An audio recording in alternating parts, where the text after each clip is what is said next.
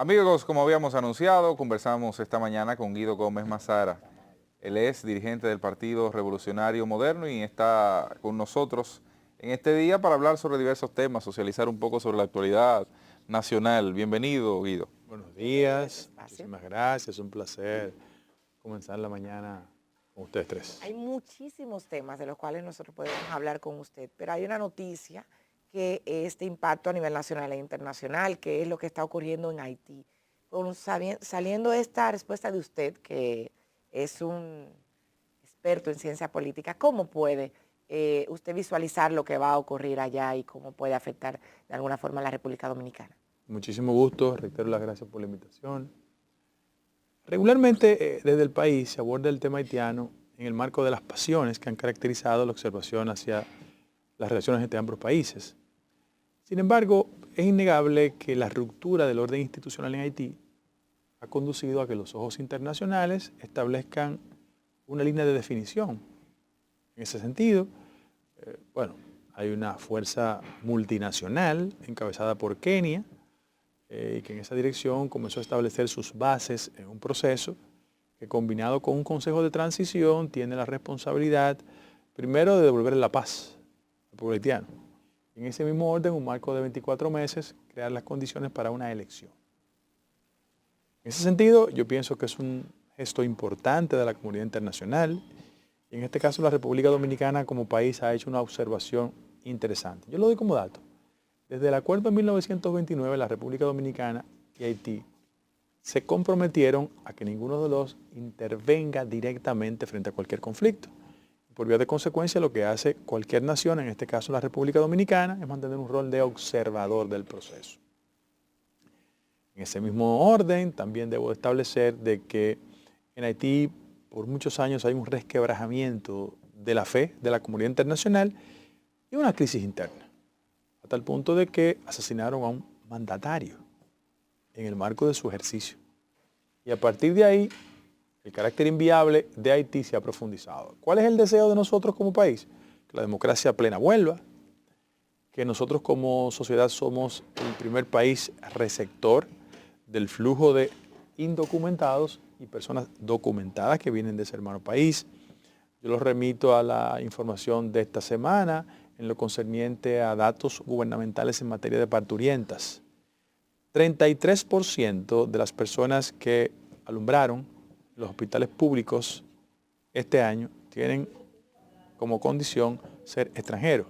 De ellos, 90% de origen haitiano. Ese dato ha generado mucho debate en la República Dominicana. ¿Qué hacer como país? ¿Negarle las atenciones a los extranjeros o específicamente en el caso de las haitianas que tanto presionan el sistema con el tema de los partos y las cesáreas? ¿O únicamente cumplir con el tema de la salud? Porque a fin de cuentas es algo que no se puede negar. Pero hay dos elementos. Bajo ningún concepto se le puede negar acceso a la salud a ningún ciudadano. Lo que estoy diciendo es que el gobierno tiene que hacer un esfuerzo, o los gobiernos tienen que hacer un esfuerzo, que en el orden migratorio se establezcan mayores controles y garantías de ingreso a la República Dominicana, pero en ese mismo orden también pienso que es pertinente que nosotros esos servicios públicos respecto al tema de los extranjeros generemos mecanismos para provocar ingresos a las arcas nacionales. En el caso de cualquier otro país, los Estados Unidos, que es el referente inmediato que todos tenemos, si tú vas mañana al hospital presbiteriano y alumbra, evidentemente te mandan una factura. O sea, en cálculos en materia de finanzas públicas, los últimos 4 años, el gobierno dominicano o los gobiernos han gastado 10.000 millones de pesos en parturientas. En un país donde el modelo de salud solo genera el 1.9% del Producto Interno Bruto. Y cuando aquí se habla de discusiones amplias en materia de reformas y que mucha gente entiende que el país necesita recursos, son recursos para que los servicios públicos sean más eficientes. Lo que hace ineficiente los servicios públicos es la combinación de escasos recursos presupuestarios y también un drenaje que sufre las arcas nacionales cuando extranjeros reciben servicios y no pagan por él. Esa debe ser la solución. Yo creo que en materia migratoria tenemos que establecer un nivel de cuota porque muchas de esas personas que vienen a alumbrar llegan con documentos legales, es decir, tienen un visado. Porque el visado es un mecanismo de rentabilidad significativa. En los últimos 4 o 5 gobiernos una de las múltiples maneras de enriquecer a un político es mandarlo de cónsul en Puerto Príncipe. Entonces, frente a eso, tiene que haber un esfuerzo de conjunto de reformar la materia de política exterior. Se comercializan incluso hasta en internet. En un momento hubo unos trabajos periodísticos que relataban eso. Pero fíjate cómo eso termina mellando el interés de las finanzas nacionales, porque para favorecer a unos, tú perjudicas al resto de la sociedad. Lo que creo es que en cualquier país del mundo, en España, la gente sabe cuántas cuotas de visa anual se le dan a quien quiere ingresar como turista. Es decir, si hay mayores controles, garantizamos mejor eficiencia en la distribución de los recursos públicos, y de eso es lo que se trata. Guido, el tema de que Estados Unidos planteó antes de ayer, Anthony Blinken, secretario de Estado de los Estados Unidos, que República Dominicana, para evitar el tema de la trata en nuestro país, sobre todo con haitianos, debe de dar documentos a los dominicanos, dice, es el término utilizado, dominicanos de ascendencia haitiana. Muchos han entendido que eso es parte de la referencia que con la ley de naturalización se establecía y que luego fue incluso un tema parcialmente discutido en el Tribunal Constitucional con la sentencia aquella 168-13. ¿Cuál es la posición de Guido sobre esa sugerencia, vamos a decir, de Estados Unidos? Uno de los grandes problemas que tienen las grandes naciones es que como ellos cerraron su ciclo de receptividad migratoria, es evidente que el tema de los flujos migratorios ha impactado localmente el orden social, político y económico. Y ellos han restringido esos flujos migratorios sobre la base de exigirle a terceros países o mayor control por un lado o mayor legislación. En el caso que nos trata, debo decir que la República Dominicana, los gobiernos anteriores diseñó un plan de regularización, así se llama, y ese plan documentó una cantidad considerable de ciudadanos extranjeros. Lo que pasa es que se hace mucho más énfasis en el tema de los vecinos porque el mayor flujo migratorio viene de allá. Si hubiesen sido suizos, decimos de Suiza. Ahora, ¿cuál es el gran inconveniente de los códigos de entendimiento de la realidad social dominicana? Que a veces en los organismos internacionales o en las grandes potencias quieren asumir una solución desde su perspectiva de lo que es el drama de la migración en países como los nuestros. Yo entiendo que todo Estado, con esos flujos migratorios significativos, como el caso de los Estados Unidos y muchos países en Europa, le preocupa el tema. Ahora, lo que yo siempre creo que hay que hacer un detalle específico de que todo Estado tiene derecho a diseñar su política migratoria. El mismo derecho que tienen los Estados Unidos tenemos nosotros. Y en ese mismo orden, lo pertinente es que nosotros como Estado hagamos la tarea que tenemos que hacer. Yo soy muy respetuoso de las características de todo Estado y en el caso específico de los Estados Unidos, yo reconozco que el flujo significativo de migrantes nacionales nuestros que se han establecido en Estados Unidos en los últimos 50 años ha construido lo que muchos llaman la diáspora. Para darle un ejemplo del impacto que tiene la diáspora en la República Dominicana, el año pasado 10.500 millones de dólares en el sector remesas. Eso mantiene a flote la economía dominicana. Cuando tú hablas de turismo, remesas y zona franca, eso nos impulsa desde el punto de vista económico. Pero en el caso específico de los planteamientos que hace el Departamento de Estado norteamericano a través de su canciller, yo creo que hay que escucharlo y que en definitiva el Estado dominicano decida en función de sus intereses. Otro tema que también ha estado, digamos que en la prensa últimamente, es el tema de la educación. Se limita o nos hemos limitado a hablar de si debe de quitarse o no las pruebas nacionales. Pero a mí lo que me gustaría preguntarle a usted es, ¿qué es lo que ha pasado en la República Dominicana que en materia de educación no hemos podido tener una mejoría? Y cuando se habla de unos puntajes en los diferentes listados que salen a nivel internacional de aquí, nuestros estudiantes, hay que hacer una algarabía cuando el tema es más profundo que eso. ¿Cómo no?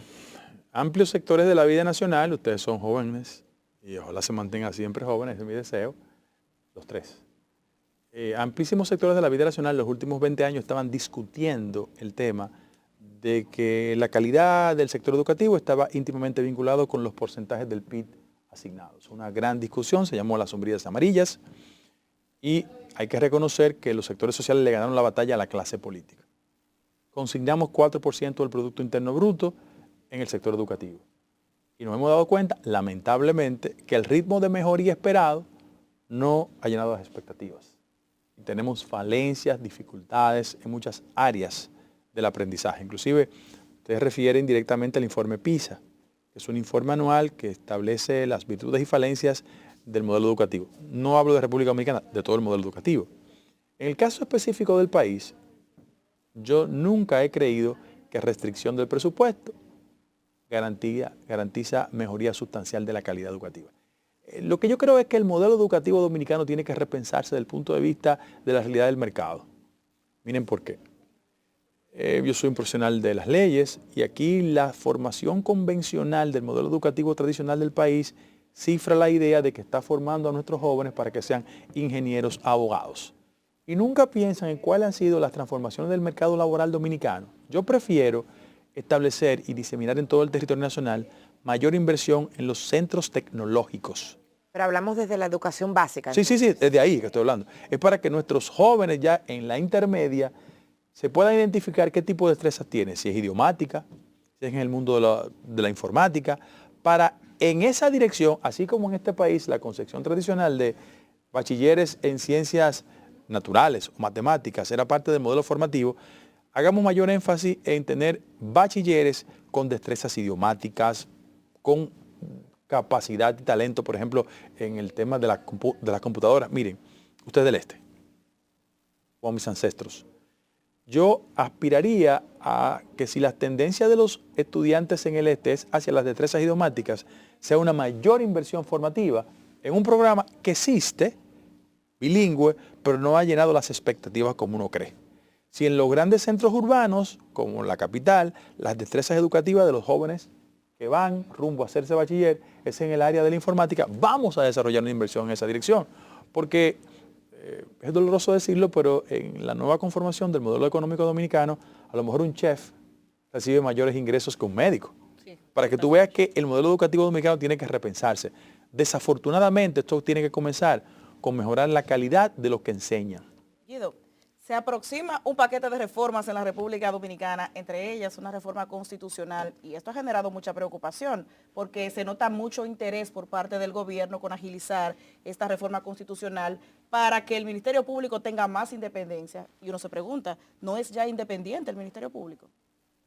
Mire, voy a hablar de la reforma constitucional, pero desde mi humilde punto de vista la mayor importancia e impacto es la fiscal. Sin embargo, puedo explicarla ambas. El énfasis que ha dado el Poder Ejecutivo está concentrado en la necesidad de una independencia real del Ministerio Público. El actual Ministerio Público tiene visos de independencia porque la cabeza del Ministerio Público es una mujer independiente. No tiene militancia partidaria.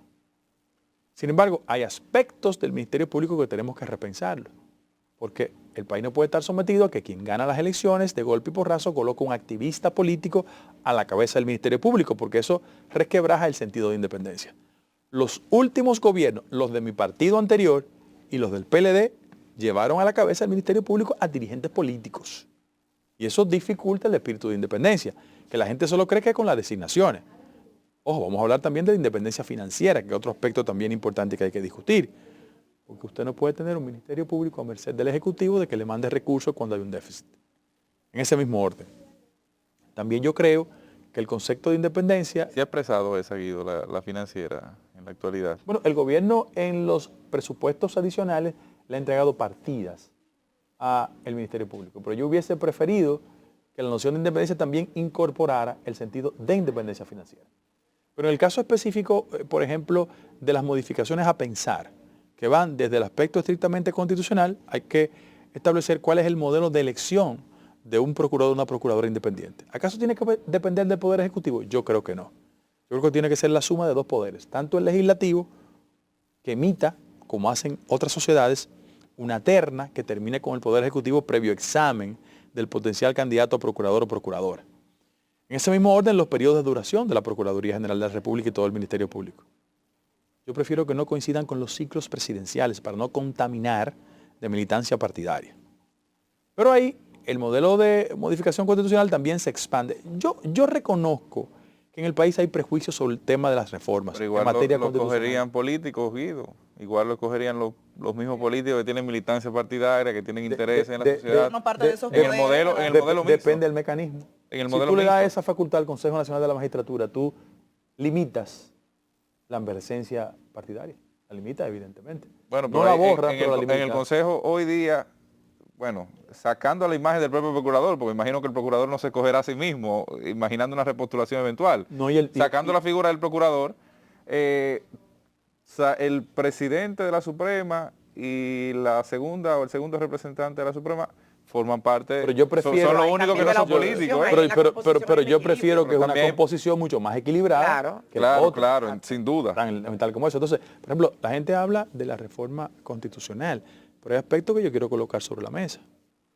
Yo creo que hay que repensar la necesidad de unificar las elecciones. ¿Usted sabe cuánto constituyó la transferencia en fondos para este sistema democrático muy caro? 8.000 millones de pesos. ¿Usted sabe cuánto tuvo que darle el gobierno central como partida adicional al argumento de los partidos opositores? Ahora en las elecciones, sí. 3.000 millones de pesos. Y además la clase política tiene que dar manifestaciones de sacrificio. Es posible tener legisladores con 2 exoneraciones ilimitadas. ¿Qué usted hace siendo diputado en Consuelo y trayendo un Porsche? O sea, la cosa que hay que pensar, ¿acaso vale la pena el barrilito? Mantenerlo. O sea, la clase política tiene que dar manifestaciones. La película legislativa es suficiente. Eso hay que repensarlo. Hay que repensarlo. Yo la repensaría. Es decir, vamos a un proceso de reforma. Te hablé de los aspectos constitucionales, hablé del ordenamiento electoral, pero no podemos seguir con la tesis de que cada vez que hay una reforma en el país, se sacrifican los sectores de clase media que pierden su poder adquisitivo y los más pobres. Miren, la última reforma integral que existió en el país fue en el año 1992. Pero se hizo mediante decreto, por la vía administrativa. Balaguer en sus momentos. Ahora, ¿qué ha pasado? Que desde el año 2005 hasta la fecha se han hecho 7 reformas fiscales. ¿Cuál es el problema de la reforma? Hay que decirlo. Esto es un ejercicio estrictamente aritmético. En la República Dominicana tenemos un gran dolor de cabeza, que se llama elusión, evasión y exenciones. Y la quiero explicar rápidamente. Eso es matemática hogareña. El Estado dominicano actual, respecto al gasto público, representa 19% del Producto Interno Bruto. Nosotros ingresamos 15% por las vías recaudatorias. Cuando hay distancia entre 19 y 15, hay un 4% del déficit. Eso representa más o menos 250.000 millones de pesos. ¿Dónde lo buscamos? Porque la creatividad del legislador históricamente ha consistido en cargar a los sectores de telecomunicaciones, ustedes son víctimas de eso, alto consumo y la banca. O sea, esos sectores están hastiados. ¿Dónde vamos? En la preocupación que tiene la gente que dice mayor recaudo, mayor incremento de las tasas impositivas. Esa es la gran dificultad. Sin embargo, por ahí no debe andar la cosa. ¿Dónde yo creo que hay que orientar? Miren, la República Dominicana hay una cultura de evasión. Solo en el impuesto sobre la renta nosotros estamos evadiendo 60%. Y en el impuesto más detectable, que es el ITEVI, estamos evadiendo 43%. Yo te lo doy en números. La evasión del ITEVI implica 6% del PIB. 6% del PIB. Y cuando tú comparas el promedio de América Latina, nosotros superamos en 30% la evasión. Eso se llama IVA en otros países. Claro. Aquí se llama ITEVIS. Superamos en 30%. Ahora, vamos a repensar aspectos como lo siguiente. ¿Yo estoy en contra de las políticas de incentivos? No. Ninguna economía en el mundo ha crecido sin políticas de exenciones fiscales. Ninguna. Ahora, yo creo, Elon Musk, el de Telsa, él ha tenido incentivos, pero con un techo 5 años. Aquí hay un modelo de exención fiscal que tiene 50 años. Yo no creo, bajo ningún concepto, que garantizar un recaudo efectivo en la República Dominicana implique penalizar el bolsillo del estómago de la gente. Es calcular cómo buscamos esos recursos, de dónde los buscamos. Solo en la evasión del ITV hay 182.000 millones de pesos. Guido, hay un tema ahí, perdóname Paola, hay un temita ahí que revelaba Juan Ariel Jiménez esta semana, es sobre el tema del incremento de la nómina pública, hablabas del sacrificio, que desde los partidos en la clase política se debía hacer, pero que también la misma clase política de alguna forma debe hacer en el Estado. 17.000 millones se gastaba en mayo de 2020 versus 27.000 millones mensuales en pago de nómina desde la administración central. Una diferencia de cerca de 10.500 millones era en la realidad lo que significaba. Cuando uno lleva eso a final de año, Estamos hablando de cerca de 136.000, 130.000 millones por Pero mira, oye, Juan Ariel es mi hermano. Oye, porque tú lo sabes. Sí. Muchacho talentoso. Sí, Pero jugar a la política no es un acto de inteligencia, y a él le sobra. Vamos a los hechos concretos. sí. Vamos quitando el uniforme de político. Sí. Lo que más grava la actual situación del modelo económico dominicano son las exenciones fiscales. 5% del PIB. El 30% de las recaudaciones nacionales están exceptuadas ahí, están expresadas ahí. Ahora, ¿por dónde comenzamos? Sin agredir sectores, porque eso no les interesa. ¿Vamos a reducir las exenciones en el sector de zona franca? Yo no creo. Generan 200.000 empleos directos. Y deja de ser zona El franca, año, en el sentido... el año pasado puro y neto de la exportaron palabra. 8.000 millones de dólares. Yo no creo que sea. Y yo sí soy un político que no tiene intereses económicos detrás. Mis comisiones son propias. Yo no estoy en la nómina de ningún grupo económico. Ni me interesa. Entonces, yo defiendo la zona franca porque siento del impacto social que tiene. Claro. Sector turismo. Ah, bueno. ¿Por dónde comenzar? El sector turismo representa, produjo 5.000 millones de dólares el año pasado. ¿Qué impacto tiene la generación de empleo? El 6% del empleo nacional lo genera el sector turismo. ¿Cuál es el problema? Si tú crees que la solución de procurar recursos es incrementar las tasas impositivas, tú estás empujando una cantidad considerable de gente al mercado informal. En este país hay 800.000 personas que viven en el sector informal de la economía.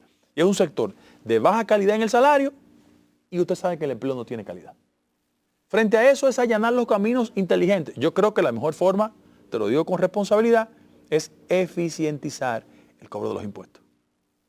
Aquí hay muchos agentes de retención, aquí hay muchos restaurantes, no todos, que cuando usted le paga son agentes de retención. Ustedes lo saben. Claro. Sí, claro. Entonces, vamos a definir eso, porque al final de la jornada, Juan Ariel, yo y todos coincidimos en que los gobiernos, hablo en plural, necesitan recursos.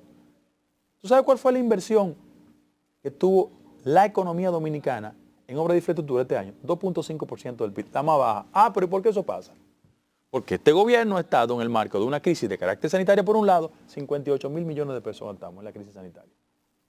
Pero por otro lado hay un componente, hay una crisis internacional. Pero donde iba con la pregunta en el fondo es, todas por ejemplo señala la crisis sanitaria, 58.000 millones de pesos en un año. O sea, pues eso es al año. No, producto. Exacto, derivado de.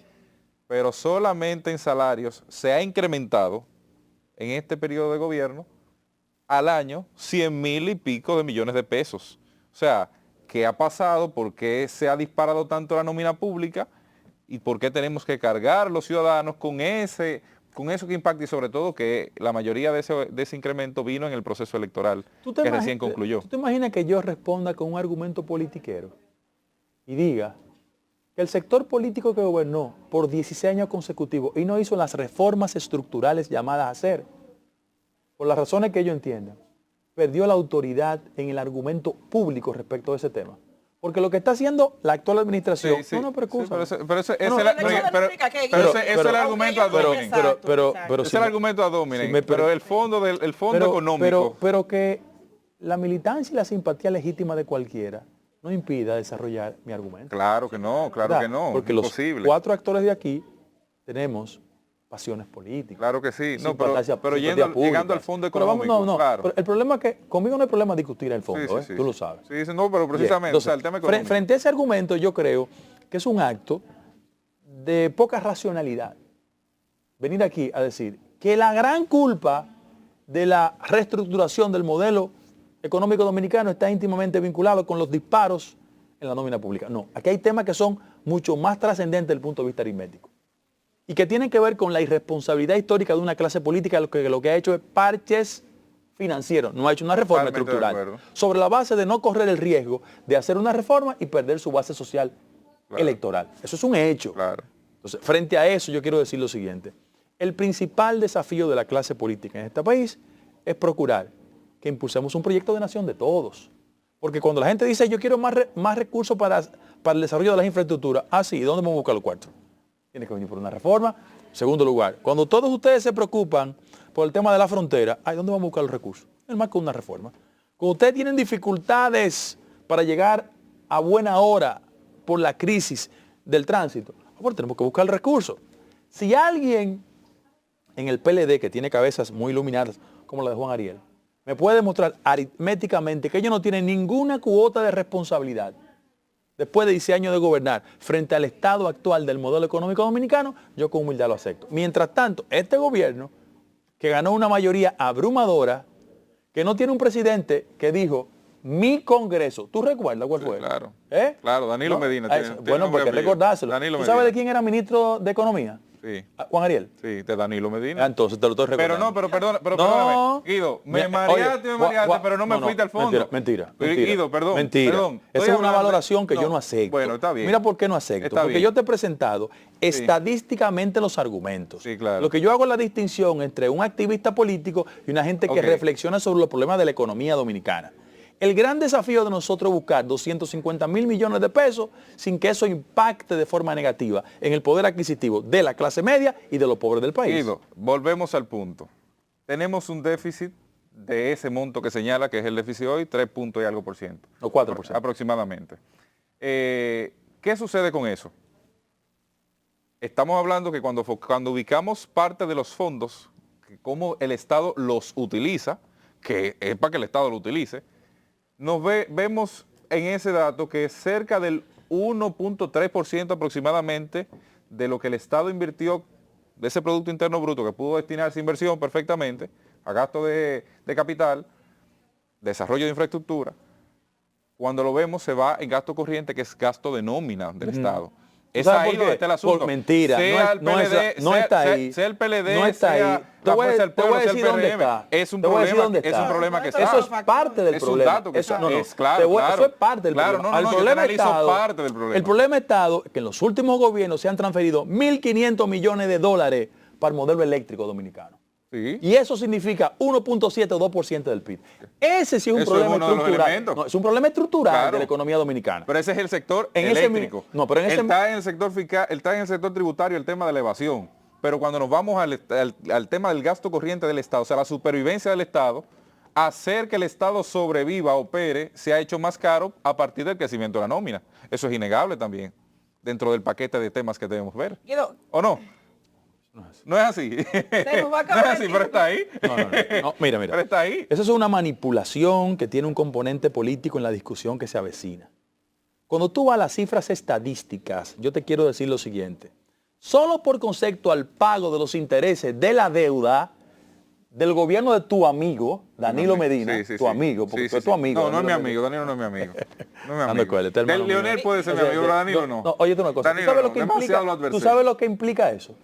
3.5% del PIB. Ahí hay problemas en la estructura de la economía dominicana. ¿Tú sabes dónde hay problema? En el 1.7 del PIB que representa la transferencia del sector eléctrico. Hay que hablar del relevo dentro del PRM. Este es mi hermano. Que quiere aspirar a la presidencia, que ya tenemos que cerrar. Y si el decreto está listo, el de Guido. El decreto de Guido. El decreto de Guido está listo. No, pero mire, contrario. Que yo sé que no me diga que tú no estás, porque yo sé que tú nunca has demostrado interés y lo has negado. O sea, has negado participar del gobierno incluso y lo sé.